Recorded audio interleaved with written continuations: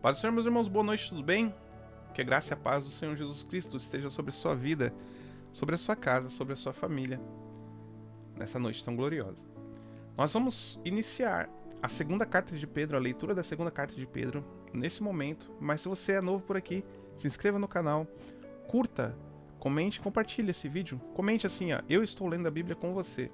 Nós estamos de segunda a sexta com devocional às 8h30 da manhã e leitura bíblica às 22 horas, tá bom?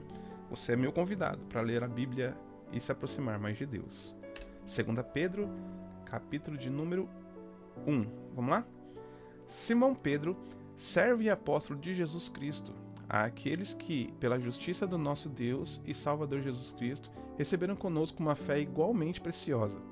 Graça e paz sejam multiplicadas a vocês pelo pleno conhecimento de Deus e de Jesus, nosso Senhor.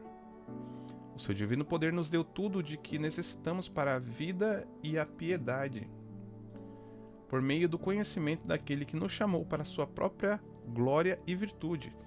Dessa maneira, ele nos deu as suas grandiosas e preciosas promessas, para que, por elas, vocês se tornassem participantes da natureza divina, tendo escapado da corrupção que há no mundo, causada pelos maus desejos. Por essa razão, empenhe-se para acrescentar à sua fé a virtude o conhecimento, ao conhecimento o domínio próprio, ao domínio próprio a perseverança a piedade, a fraternidade e o amor. Preste atenção nisso, porque se essas qualidades existirem e estiverem crescendo na vida de vocês, elas impedirão que sejam ineficazes e improdutivos no conhecimento do nosso Senhor Jesus Cristo. Todavia, se alguém não as possui, está cego, só vê o que está perto, esquecendo-se da purificação dos seus antigos pecados. Portanto, irmãos, empenhem-se ainda mais para consolidar o chamado e a eleição de vocês, pois se agirem dessa forma, jamais tropeçarão. E assim, a entrada ao reino eterno do nosso Senhor e Salvador Jesus Cristo será inteiramente suprida a vocês. Por isso, sempre terei o cuidado de lembrá-los dessas coisas, mesmo que já as conheçam e estejam fortalecidos na presente verdade. Penso que convém, enquanto eu estiver neste corpo, despertar a memória de vocês, porque sei que deixarei este corpo em breve, como nosso Senhor Jesus Cristo já me revelou. Eu me empenharei para que, também depois da minha partida, vocês sejam sempre capazes de lembrar-se dessas coisas. De fato, não seguimos fábulas engenhosamente inventadas quando falamos a vocês a respeito do poder e da vinda do nosso Senhor Jesus Cristo. Ao contrário, fomos testemunhas oculares da sua majestade. Ele recebeu honra e glória da parte de Deus Pai, quando na suprema glória lhe foi dirigida a voz que disse: "Este é o meu Filho amado, em quem tenho prazer." Nós mesmos ouvimos essa voz vinda dos céus quando estávamos com ele no Monte Santo. Assim, temos ainda mais firme a palavra dos profetas, e vocês farão bem se nela prestarem atenção, como a uma lâmpada que brilha em um lugar escuro, até que o dia clareie e a estrela da manhã nasça no coração de vocês. Antes de mais nada, saibam que nenhuma profecia da Escritura é de interpretação particular, pois jamais a profecia teve origem na vontade humana, mas homens falaram da parte de Deus, guiados pelo Espírito Santo. No entanto, houve falsos profetas no meio do povo, como também surgirão falsos mestres entre vocês. Estes introduzirão secretamente heresias destruidoras, chegando a negar o soberano Senhor que os resgatou, trazendo sobre si mesmo repentina destruição. Muitos seguirão a devassidão desses homens, e por causa deles o caminho da verdade será difamado.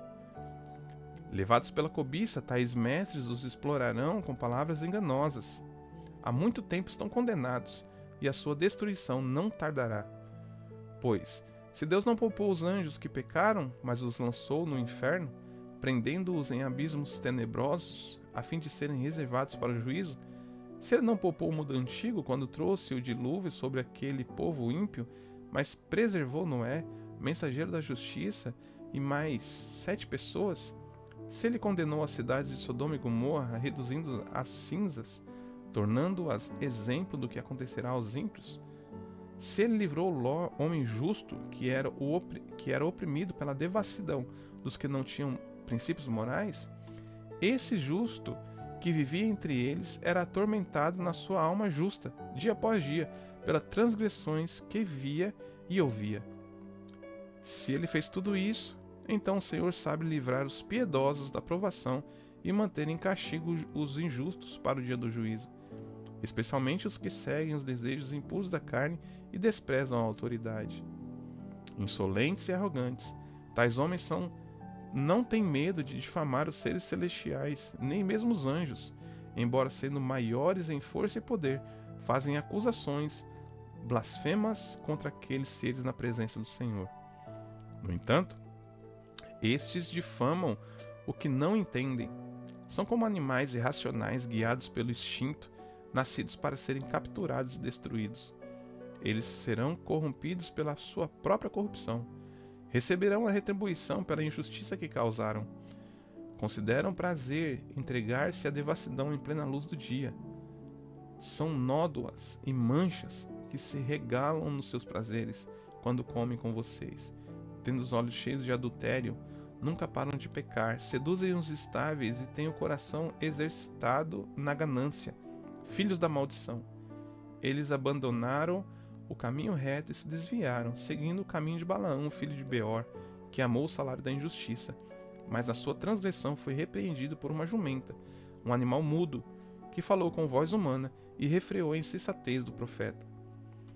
Esses homens são fontes sem água e névoas impelidas pela tempestade, para os quais está reservada a escuridão das trevas. Pois eles, com palavras de vaidosa arrogância e provocando os desejos devassos da carne, seduzem os que estão quase conseguindo fugir daqueles que vivem no erro. Prometendo-lhes liberdade, eles mesmos são escravos da corrupção, pois o homem é escravo daquilo que o domina.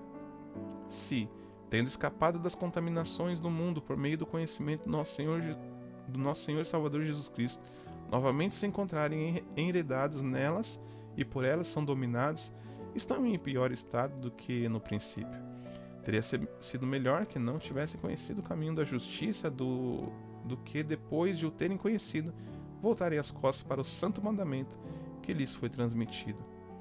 Confirma-se neles que é verdadeiro o provérbio: o cão volta ao seu vômito e ainda a porca lavada volta a resolver-se na lama. Amados, esta é agora a segunda carta que escrevo a vocês. Em ambas, procuro despertar-lhes a memória para que, com uma mente íntegra, recordem as palavras proferidas no passado pelos santos profetas e o mandamento do nosso Senhor e Salvador que os apóstolos ensinaram a vocês. Antes de tudo, saibam que, nos últimos dias, surgirão escarnecedores que zombam e seguem os seus próprios desejos impuros. Eles dirão: o que houve com a promessa da sua vinda? Desde que os antepassados morreram, tudo continua como desde o princípio da criação. Pois deliberadamente eles se esquecem de que, pela palavra de Deus, os céus já existiam há muito tempo e de que a terra foi formada da água e pela água. Pela água o mundo daquele tempo foi submerso e destruído. No entanto, agora pela mesma palavra, os céus e a terra que agora existem estão reservados para o fogo, guardados para o dia do juízo e para a destruição dos ímpios. Amados, não se esqueçam disto. Um dia com o Senhor é como 1000 anos, e 1000 anos como um dia. O Senhor não demora em cumprir a sua promessa, como alguns julgam. Ao contrário, Ele é paciente com vocês e não quer que ninguém pereça, mas que todos cheguem ao arrependimento. No entanto, o dia do Senhor virá como um ladrão. Os céus desaparecerão. Com grande estrondo, os elementos serão desfeitos pelo calor, e a terra e tudo que houver nela ficará exposta. Visto que tudo será destruído dessa forma, que tipo de pessoas é necessário que vocês sejam? Vivam de maneira santa e piedosa, esperando o dia de Deus e apressando a sua vinda. Naquele dia, os céus serão desfeitos pelo fogo, e os elementos se derreterão pelo calor. Mas de acordo com a sua promessa, esperamos novos céus e nova terra, onde habita a justiça. Portanto, amados, enquanto esperam essas coisas, Empenhe-se para que Deus os encontre imaculados, inculpáveis e em paz com Ele. Tenham em mente que a paciência do nosso Senhor significa salvação, como também o nosso amado irmão Paulo escreveu a vocês, com a sabedoria que Deus lhe deu. Ele escreve da mesma forma em todas as suas cartas, falando nelas destes assuntos. As suas cartas contêm algumas coisas difíceis de entender, as quais os ignorantes e instáveis torcem, como fazem também com as demais escrituras, para a própria destruição deles. Portanto, amados, sabendo disso, guardem-se para que não sejam levados pelo erro dos que não têm princípios morais, nem percam a firmeza e caiam. Cresçam, porém, na graça e no conhecimento de nosso Senhor e Salvador Jesus Cristo. A Ele seja glória agora e para sempre. Amém. E assim finalizamos a segunda carta de Pedro. Segunda carta de Pedro, 3 capítulos.